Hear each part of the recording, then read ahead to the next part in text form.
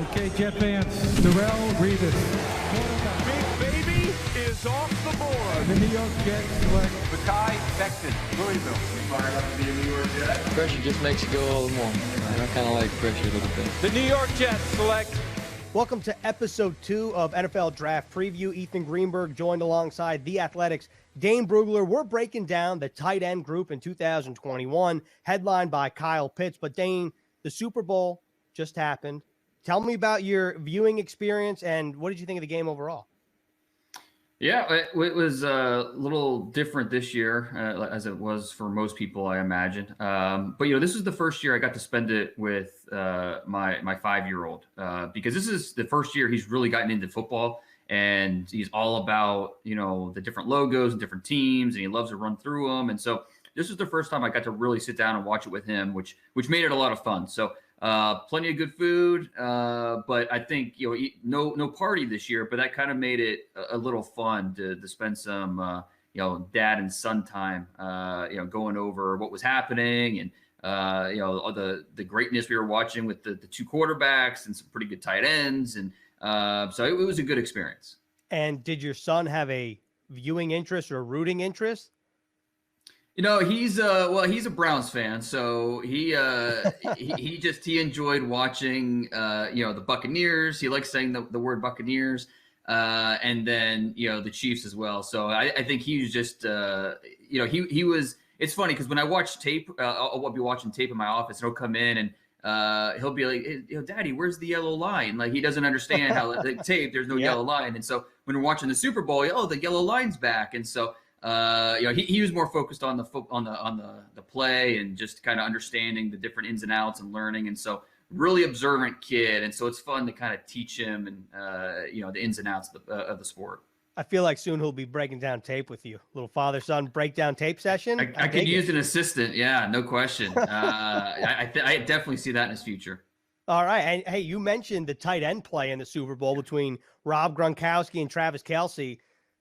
This is right up our alley because we're breaking down the tight ends on this episode in the 2021 draft class. Headline, like I said earlier, by Florida tight end Kyle Pitts. And Kyle Pitts is your number 5 overall prospect on your top 100. You can check that out on The Athletic. He's 6'6", 240. In 2020, he had 12 touchdowns to go along with 770 yards. He's Florida's all-time leader for receiving yards by tight end, the Mackey Award winner. I mean, why is this guy, Kyle Pitts, your number 5 overall prospect, more so than the accolades? Well, he's a unicorn, and that's how the Florida coaching staff describes him. It's what a twitchy big man looks like. He is a wide receiver in an oversized body, natural reflexes, very flexible player, and very athletic ball skills. It's not like he's just an athlete running around out there. He has very athletic ball skills. So his ability to adjust at the catch point and make plays on the football is really astounding. Last year, his 2019 tape, really liked it. Coming into the year, over the summer, I think I had him at number 11 overall. So he was very high for me. But he also had some issues with drops. He had 6 drops last year. This year, 0 drops on 66 targets. So really improved that part of his game as well. Just an effortless athlete with his burst, and that shows off the line of scrimmage. It shows in his routes. It shows as a yak target, a guy that can create after the catch. So there's just so much to like about him as a playmaker. And I don't know that he's a wide receiver. I don't know that he's a tight end. I just know that he's a playmaker. And so that's how you use him best, as a cheat code, a guy that can win down the field, can win at all 3 levels. Just a more so than just a traditional tight end. He's a weapon that I think every offense in the NFL could use. I don't know if there is a perfect pro comparison for any player, but one for Kyle Pitts that I've seen a lot is Darren Waller. And do you think that's a fair comparison? I mean, how would you describe his skill set to maybe some of the current NFL tight ends? Yeah, I think that's, if you want a blueprint on how to use Kyle Pitts, I think that's the blueprint, Darren Waller. You throw on the Raiders tape and you understand, okay, how they're using him, flex all over the formation, use him as in the slot, get those matchups where, you get Darren Waller against a safety or against a linebacker, and he can out athletic those guys. But then if you go up against a nickel or a corner, he's going to have the size advantage and he can make plays over top. And so that's how Kyle Pitts can be used. there were plenty of times where Florida would put him out wide and he'd be one-on-one against a cornerback. And, he's not going to create a ton of separation against, corners that are running 4-3, 4-4, but he can win over top them. And he is very physical through contact. He has the focus. So, even when the defender's on him, he can still make plays. So I think he's that mismatched weapon that Darren Waller is for the Raiders. And how would you describe Kyle Pitts' blocking? Because obviously he's a very good pass catcher, but in the NFL, you obviously have to block as well. Right. And I think it's just all about how you use him. He doesn't have the body power, so he's going to, consistently sustain blocks or drive block in the run game. But he's a guy that's willing and he's competitive. So he's going to execute basic blocks for you if you want to put him in line or, use him as a blocker at the second level, whatever. He can do those things. It's just he's not going to be a sustained guy, a guy that's just going to overwhelm defensive ends on the edges. And that's not really how he should be used. That's not his strengths as a weapon. So even though he can do it and he's not going to look out of place, it's definitely not the strength of his game. Fair enough. I feel like when you're looking at the Super Bowl, when you're watching Rob Gronkowski and Travis Kelce, are they thicker, bigger bodies than someone like Kyle Pitts? I mean, just watching him in college, it seems like he's a little more slender of a tight end. Oh, no doubt. There are different styles of tight ends where, Rob Gronkowski is going to block you like an offensive tackle. I mean, that's just what makes him special. Kelce can give you a little bit of that as well. That's what makes them different. Pitts, he's a better athlete than those guys because with the way he can create, do different things, he's not going to give you the same level of blocking, but he's just different as an athlete. And that's okay. The goal maybe shouldn't be to find the next Rob Gronkowski. The goal should be to find a player who can be a mismatch weapon, even though it might look a little different, come in a different package. But Kyle Pitts can give you that. So, he is, he came in at number 5 on my top 100 board, and I would have no problem pulling the trigger on him in the top, 7 to 8 picks if my offense was looking for a playmaker. And I thought my play caller, my offensive coordinator would understand how to best use a talent like that. Well, you just mentioned kind of where I wanted to go next. You said that you would feel comfortable picking him in the first 7 to 8 picks. The Jets right now have the number 2 overall selection. So do you think that this could be a marriage if the Jets trade down, like number 2 is too rich, and therefore there needs to be some kind of trade down scenario, and that's where somehow the Jets could land Pitts? Yeah, and I think you could even make the argument he's, worthy of a pick as high as 2. But when you factor in the value of that pick, when the quarterbacks are in the conversation, that's where maybe it becomes a little rich. And so, yeah, I think in a possible trade back scenario, you look at, the Panthers sitting there at 8. Maybe they'd love to go up to number 2 and get their quarterback. And if the Jets are inclined to make a move like that, they're sitting there at 8. You're looking for, regardless of who's at quarterback, whether it's Sam Darnold, whether it's somebody else, you're looking for weapons that can help your quarterback. And Kyle Pitts is the best weapon that I think this draft has to offer. The last point on Pitts that I'm curious, your standpoint, when I think of recent top 10 picks at the tight end position, obviously TJ Hawkinson comes to mind. Right. And you think of someone like Eric Ebron in the past. I'm just curious, what gives you the confidence that Kyle Pitts can be an immediate contributor and a very good player at his position? I'm not trying to knock any one of those two in Hawkinson or Ebron, but it doesn't feel like they're on the short list of the game's best tight ends right now. Yeah, and I think it's a fair question because, there is not a great track record of tight ends going in the top 10. But I'd also argue there's not many tight ends that have looked like Kyle Pitts. It's hard to find like true apples to apples comparisons for him. He's a very different player. Like I said, he's a unicorn. And so if you have a chance to get a talent like that, I don't think the top 10 is too early, even though maybe there hasn't been that great track record. But you know what? If you're the Kansas City Chiefs and, the Texas Tech hasn't had a great run of it developing and sending quarterbacks to the league, you don't let that stop you from drafting Patrick Mahomes. So, even though Kyle Pitts, the tight ends, I think, going back to Vernon Davis and Eric Ebron and, those guys were solid players, but maybe not lived up to the top 10. I think Kyle Pitts absolutely can. And, I would not hesitate to use a pick in the top 10 on a talent like that.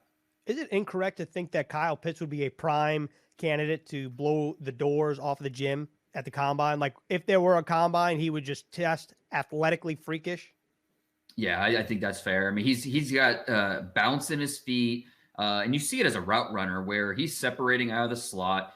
He's got that one-step explosion, so he can win on simple slants, even versus man coverage. So, yeah, I have no doubt for a guy that's probably going to be around 245-ish weight-wise, I have no doubt he would have tested extremely well. And we'll see if he works out at the Florida Pro Day, what he looks like and, how much weight is he carrying? That would be interesting to see. How much weight does he plan on putting on, between the end of the season and then the Pro Day, just to show NFL teams, hey, I can carry 250 pounds and still look like this. Or maybe he's going to focus more on getting that 40 time where he wants it to be and stay around 240 pounds. So that'll be something NFL teams will be watching for throughout this process in the Florida Pro Day. I'm curious to see what his 40 time is. You mentioned it, but I'm just curious for a guy that plays tight end, how fast is Kyle Pitts? So he's your number 5 prospect. Tight end 2 on your top 100 right now is Pat Friermuth out of Penn State. He's number 47. So there's a gap there. And Pat Friermuth feels like he's a different type of tight end than Kyle Pitts because he's 6'5", 260, doesn't have a ton of production. He averaged 395 yards per season over 3 seasons in Happy Valley. So would you say he's a blend of blocking and receiving? Yeah, I think that's fair. I think he's, I don't know there's much special to him. Kyle Pitts he's got some special to him with what he can do down the field. Friarmuth doesn't have much special to him, but at the same time, he doesn't have many weaknesses either. I think he's not a very sudden player, but he's very coordinated. He's athletic. He's got very strong hands. He plays with that fearless demeanor, so he can work the middle of the field. He's going to give you the blocking chops that you're looking for. And I thought a lot of times watching him on film, he was dealing with some inaccurate passers, and he was able to, turn those into catches. So it doesn't have the overwhelming traits that maybe you look for in a first-round tight end. But a lot of people throw out the baby Gronk moniker, and I just don't think he has the traits to necessarily live up to that. But he's athletic, he's competitive, and he's very dependable. So I think he's a high floor type of NFL starter, a guy that might never make a Pro Bowl, but he's a high floor starter, a guy that I think you have a good idea what you're getting. So reading the tea leaves in which you just laid out, it feels like he might be a better pro than a college player. Is that fair to say? Yeah, I think he can get there. I mean, he was a good college player. He broke Mike Gesicki's touchdown record at Penn State among tight ends. So, he was a guy that was productive with 16 touchdowns over his career. There's plenty to like about him based off of what he showed in college. But, yeah, I think he could be a really solid pro. Cole Kmet last year coming out of Notre Dame, he went right around the 40th pick to the Bears. And I think Friarmuth is kind of in that same range as both a player and where he's going to be ultimately drafted. And the Jets obviously have pick 34 right now. You have him 47 on your top 100. So is this another one of the situations where maybe the Jets would have to trade back to get him or trade up with their 2 third-round picks? It's kind of in that sweet spot there. Yeah, and I don't think it's a complete reach if they took him in the early second. I mean, I think once we get past the top 25 picks or so, that next tier of guys, it's, the 26 to 50, there's a lot of fluctuation there. There's not a ton separating those players. And, you could make the argument that, there's a little bit of a drop off after Friarmuth. And so if you want to get that tight end and you don't want to play around with maybe losing him, then I think, drafting him in the early second you could certainly make a case for that. Because like I said, he's not going to hurt you out there, even as a blocker. He's not going to consistently generate movement in the run game, but he does a really nice job, pop at contact. He's a very tough-minded player, really competitive. So, I think he has a lot to offer. He's a 2-year captain as well. So I think the work ethic, the character, that's something that is going to fit really well in an NFL locker room. And so a guy that I think is going to hit the ground running and be an immediate contributor for an offense.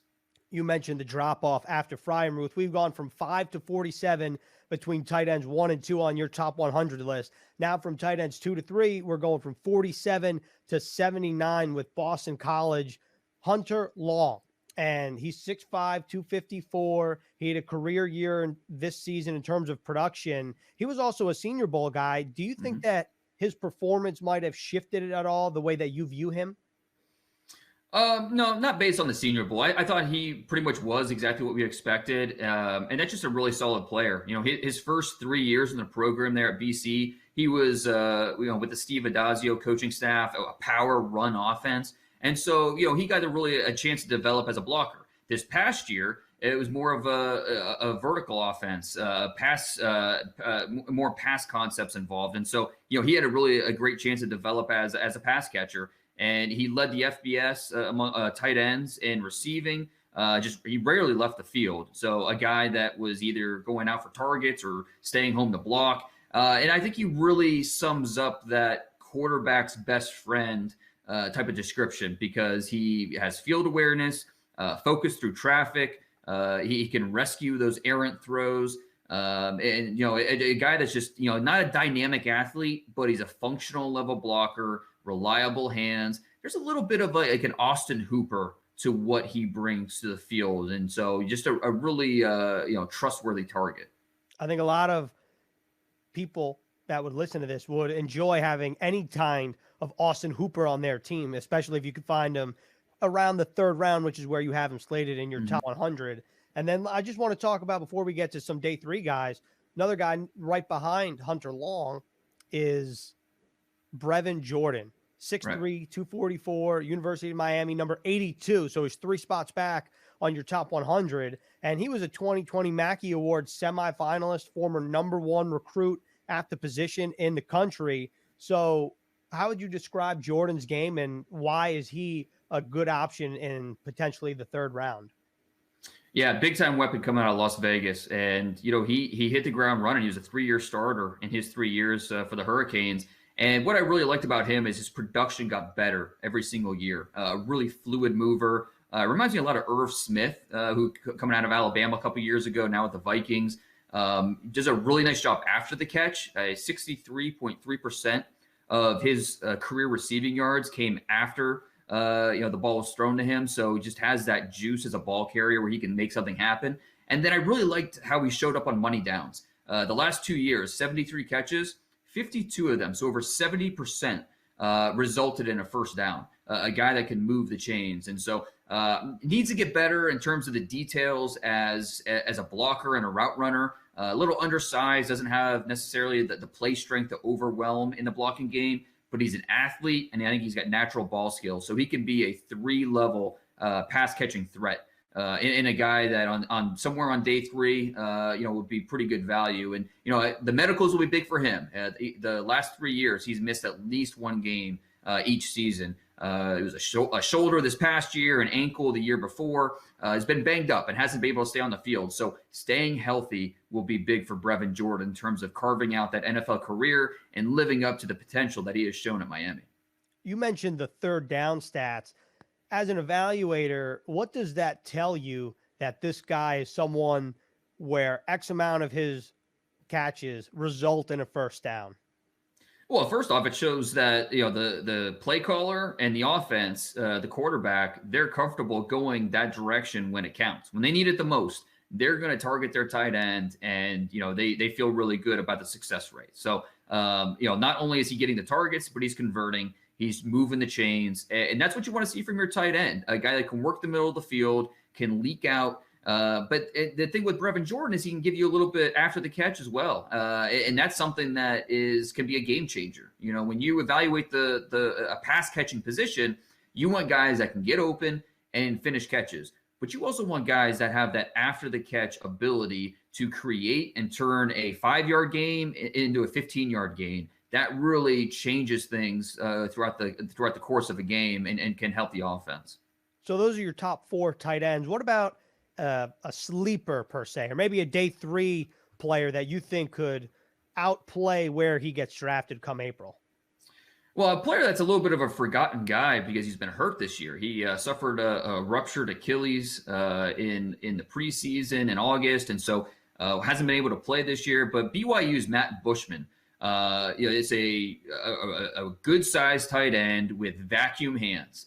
He was last year, he had over 50 catches and didn't have a drop. So this is a guy who is very reliable. He's just laser focused. a guy that you can rely on out there. Now he's, got a little stiffness to him. You wish he sustained a little better as a blocker, but he has, he's coming from a BYU offense that offered some pro level concepts. He is a physical blocker, and he's got some, NFL ties. He's actually married to the daughter of Chad Lewis, who is a 3-time Pro Bowler in the NFL, mostly with the Eagles. So, as long as the medicals come back clean and, Matt Bushman's good to go in terms of being healthy, I think he'd be a nice fit somewhere in the late rounds as a guy that can come in and, finish or, just round out a tight end depth chart and be a guy that can get on the field. First of all, that was a great little glimpse into what the Beast offers, your NFL draft guide. Talking about Chad Lewis, some NFL ties. I love it. But in terms of Bushman, I actually think we talked about him last year in the season. Yeah. And so for Bushman, is this like a classic case of we have no, I'm saying we as in you and I, but mainly you and evaluators have no idea when he's going to get selected because you have to factor in how he would have played along with the medicals. How much of a monkey wrench does it throw in, not only talking about not really playing this season, but then also relying on medical information?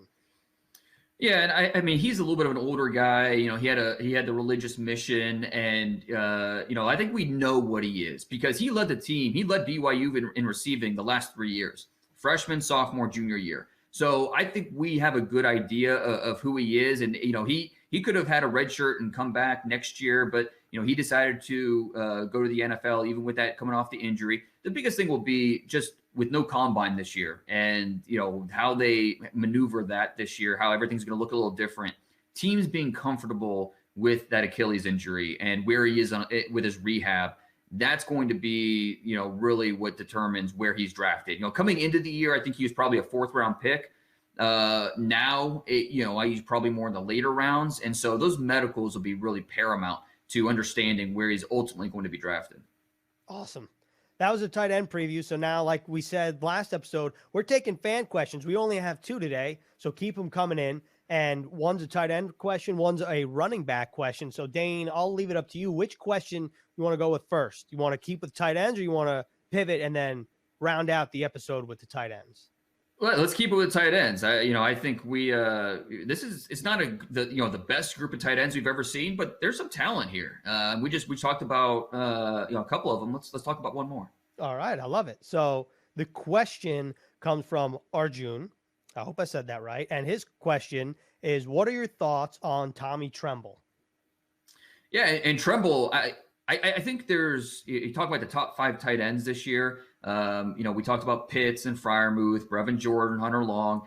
Tremble's in that top 5 mix. He would be that next guy, and he's competing to be, a day 2 pick along with Hunter Long and Brevin Jordan. Tremble, he does not have the production. He has 35 catches, 4 touchdowns. Didn't have a touchdown this past year. Only a redshirt sophomore decided to declare, and he wasn't a big part of that Irish offense. And so you don't love the production, but you feel like he's just scratching the surface of what he can be. And I think what I love most about Tremble is he loves the block. I mean, this guy looks like a bodyguard as a lead blocker. He can act as a fullback. He'll line up in the backfield.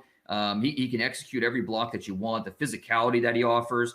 And, the lack of production is concerning, but he just didn't get many targets in that offense because they use him so much as a blocker. But if you want him to go out and run routes and catch passes, I think he can absolutely do that. So, it reminds me a little bit, a couple years ago, we had Dawson Knox come out of Ole Miss where he didn't have the production, and that was a little worrisome. It's similar with Tremble, different players, but, you worry about not having the resume of, especially at a school like a school like Notre Dame.